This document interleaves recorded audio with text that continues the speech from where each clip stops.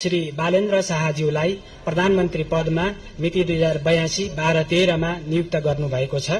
नेपालको सार्वभौम सत्ता र राजकीय सत्ता नेपालको सार्वभौम सत्ता र राजकीय सत्ता नेपाली जनतामा निहित रहेको नेपालको संविधान प्रति पूर्ण वफादार रही सत्यनिष्ठापूर्वक प्रतिज्ञा गर्दै ईश्वर, देश र जनताको नाममा शपथ लिन्छु कि प्रधानमन्त्री पदको जिम्मेवारी प्रचलित कानूनको पालना गरी मुलुक र जनताको भलो चिताई कसैको डर नमानी पक्षपात नगरी पूर्वाग्रह वा खराब भावना नलिई ईमानदारीका साथ गर्नेछु र आफ्नो कर्तव्य पालनको सिलसिलामा आफूलाई जानकारीमा आएको कुरा म पदमा बहाल रहँदा वा नरहँदा जुनसुकै अवस्थामा पनि प्रचलित कानूनको पालना गर्दा बाहेक अरू अवस्थामा कुनै किसिमबाट पनि प्रकट वा संकेत गर्ने छैन। श्री बालेन्द्र शाहज्यूलाई प्रधानमन्त्री पदमा मिति 2082-12-13 मा नियुक्त गर्नुभएको छ। नेपालको संविधानको धारा 80 बमोजिम आज यस समारोहमा सम्माननीय राष्ट्रपतिज्यू समक्ष नवनियुक्त सम्माननीय प्रधानमन्त्री श्री बालेन्द्र शाहज्यूले प्रधानमन्त्री पद तथा गोपनीयताको शपथ लिने कार्यक्रम रहेको छ। यस कार्यक्रमका लागि आयोजित यस समारोहमा राष्ट्रपतिको कार्यालयको आमन्त्रणलाई स्वीकार गरी उपस्थित हुनुभएका सम्पूर्ण विशिष्ट महानुभावहरूमा म हार्दिक स्वागत गर्न चाहन्छु। अब म सम्माननीय राष्ट्रपतिज्यू समक्ष प्रधानमन्त्री पद तथा गोपनीयताको शपथ लिन नवनियुक्त सम्माननीय प्रधानमन्त्री श्री बालेन्द्र शाहज्यूलाई सादर अनुरोध गर्दछु।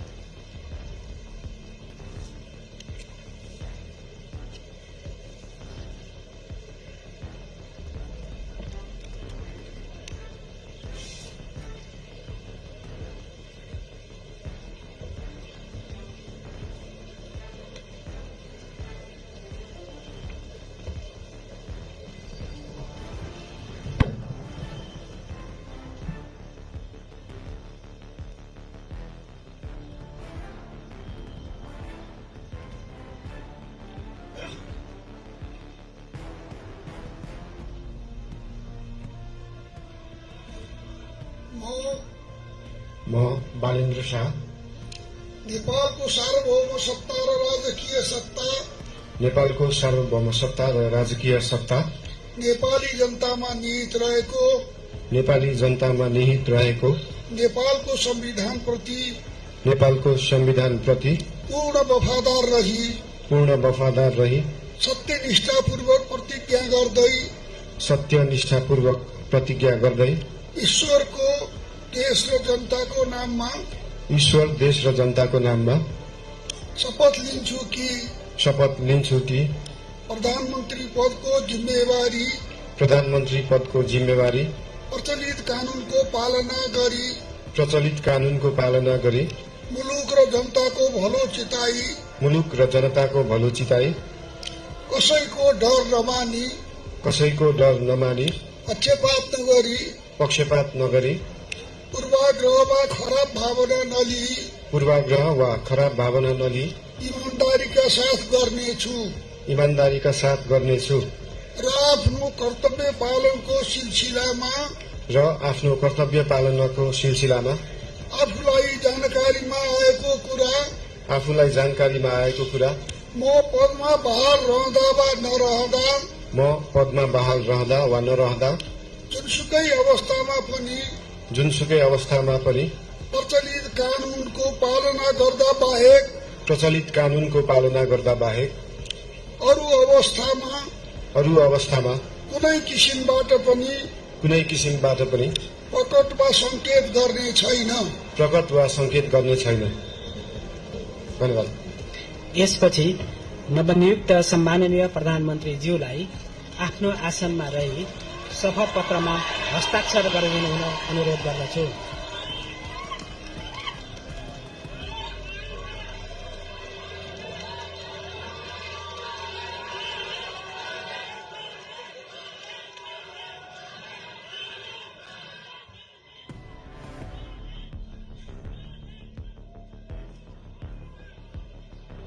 सम्माननीय प्रधानमन्त्री श्री बालेन्द्र शाहज्यूबाट प्रधानमन्त्री पदको पद तथा गोपनीयताको शपथ लिने काम सम्पन्न भएको छ।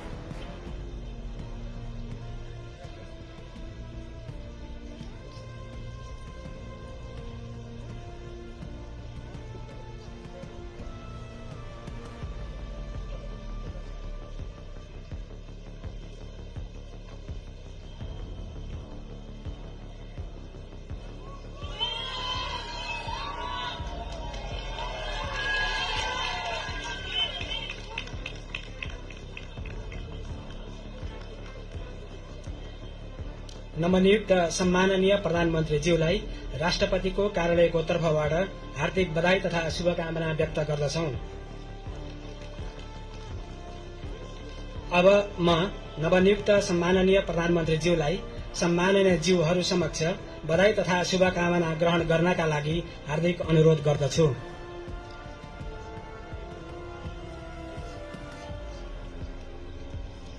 अब मञ्चमा आसीन सम्माननीय ज्यूहरूसँग परिवारजन सहित सामूहिक तस्विर लिने प्रयोजनका लागि शरीक भइदिनु हुन नवनियुक्त सम्माननीय प्रधानमन्त्रीज्यूलाई अनुरोध गर्दछु।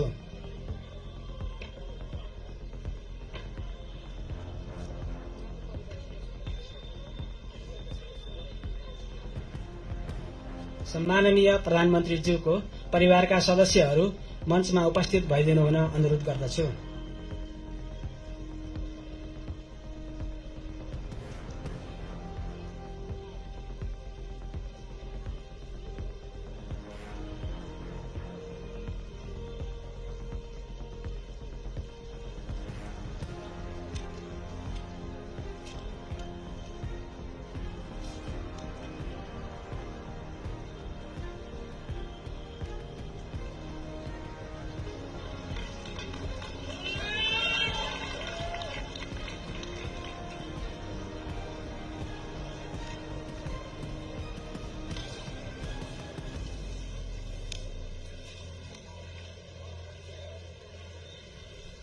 दर्शकवृन्द, राष्ट्रपति रामचन्द्र पौडेल समक्ष नवनियुक्त प्रधानमन्त्री बालेन्द्र शाहले पद तथा गोपनीयताको शपथ लिइसक्नु भएको छ र यति बेला नवनियुक्त प्रधानमन्त्री बालेन्द्र शाहका परिवार, उहाँकी श्रीमती सबिना काफ्ले र छोरी हामीले यति बेला देखिरहेका छौं। यो दृश्यमा परिवार सहित फोटो सेसनको कार्यक्रम रहेको छ र भर्खरै मात्रै पद तथा गोपनीयताको शपथ सम्पन्न भएको छ।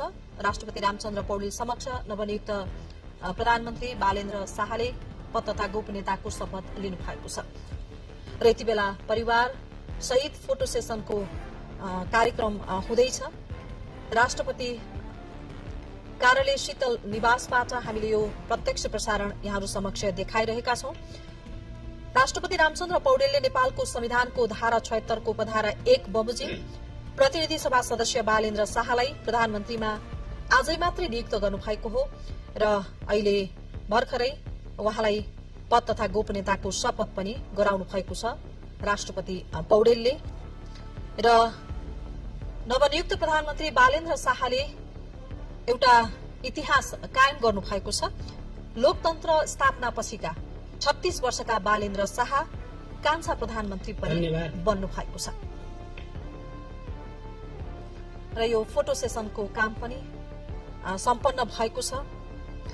3 वर्ष अघि मात्रै गठन भएको राष्ट्रिय स्वतन्त्र पार्टीले झण्डै 2/3 अर्थात 182 सीट जितेर पहिलो दल बन्यो र राष्ट्रपाका वरिष्ठ नेता बालेन्द्र शाह बहुमत प्राप्त दलको हैसियतबाट वरिष्ठ नेता बालेन्द्र शाह प्रधानमन्त्रीमा नियुक्त हुनु भएको हो। यस सँगसँगै सम्माननीय राष्ट्रपतिज्यूले सम्माननीय प्रधानमन्त्रीज्यूको सिफारिसमा नेपालको संविधान बमोजिम आजै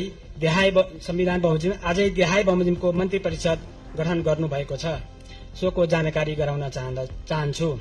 सम्माननीय प्रधानमन्त्री बालेन्द्र शाह रक्षा, उद्योग, वाणिज्य तथा आपूर्ति, माननीय डाक्टर सोडिम वाग्ले मन्त्री अर्थ मन्त्रालय, माननीय श्री सुधन गुरुङ मन्त्री गृह मन्त्रालय, माननीय श्री शिशिर खनाल मन्त्री परराष्ट्र मन्त्रालय, माननीय श्री सुनिल लम्साल मन्त्री भौतिक पूर्वाधार तथा यातायात शहरी विकास मन्त्रालय, माननीय श्री विराज भक्त श्रेष्ठ मन्त्री ऊर्जा जलस्रोत तथा सिंचाई मन्त्रालय, माननीय श्री खड्गराज पौडेल मन्त्री संस्कृति पर्यटन तथा नागरिक उड्डयन मन्त्रालय, माननीय श्री सस्मित पोखरेल मन्त्री शिक्षा विज्ञान प्रविधि तथा युवा तथा खेलकुद मन्त्रालय, माननीय श्री निशा मेहता मन्त्री स्वास्थ्य तथा जनसंख्या खानेपानी मन्त्रालय, माननीय डाक्टर विक्रम तिमिलसेना मन्त्री संचार तथा सूचना प्रविधि, माननीय श्री प्रतिभा रावल मन्त्री संघीय मामिला तथा सामान्य प्रशासन, भूमि व्यवस्था, सहकारी तथा गरिबी निवारण, माननीय श्री शोभिता गौतम मन्त्री कानून न्याय तथा संसदीय मामिला, माननीय श्री गीता चौधरी मन्त्री कृषि तथा पशुपक्षी विकास, वन तथा वातावरण, माननीय श्री दीपक कुमार शाह मन्त्री श्रम, रोजगार तथा सामाजिक सुरक्षा, माननीय श्री सीता बादी मन्त्री महिला, बाल बालिका तथा ज्येष्ठ नागरिक,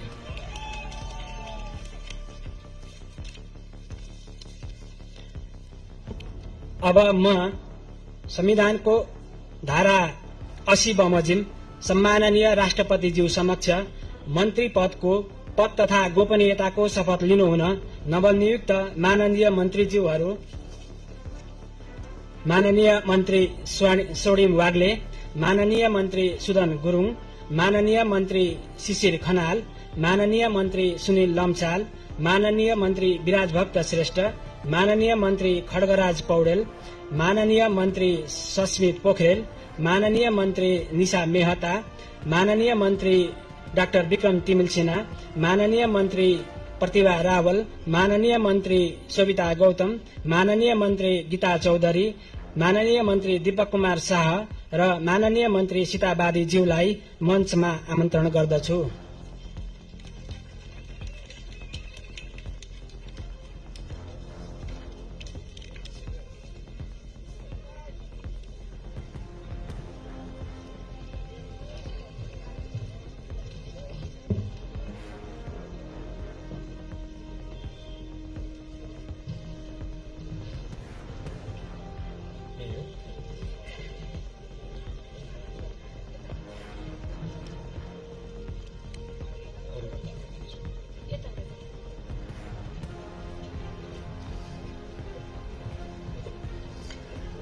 नवनियुक्त प्रधानमन्त्री बालेन्द्र शाहले पद तथा गोपनीयताको शपथ लिइसक्नु भएको छ र सँगसँगै अब नवनियुक्त प्रधानमन्त्रीले आजै नियुक्त हुनुभएका मन्त्रीहरूलाई शपथ गराउने कार्यक्रम पनि भएको छ र मन्त्रीहरूको अहिले शपथ गरिँदैछ। प्रधानमन्त्री बालेन्द्र शाहबाट शपथको कार्यक्रम शुरू हुँदैछ। हामीले यहाँलाई प्रत्यक्ष देखाइरहेका छौं। बालेन्द्र शाह प्रधानमन्त्री र उहाँले रक्षा उद्योग र वाणिज्य पनि उहाँले आफ्नै जिम्मेवारीमा राख्नु भएको छ। अर्थमन्त्री बन्नु भएको छ स्वर्णिम वाग्ले, यसैगरी गृहमन्त्रीमा सुदन गुरुङ, परराष्ट्रमा शिशिर खनाल, भौतिक र शहरीमा सुनिल लम्साल,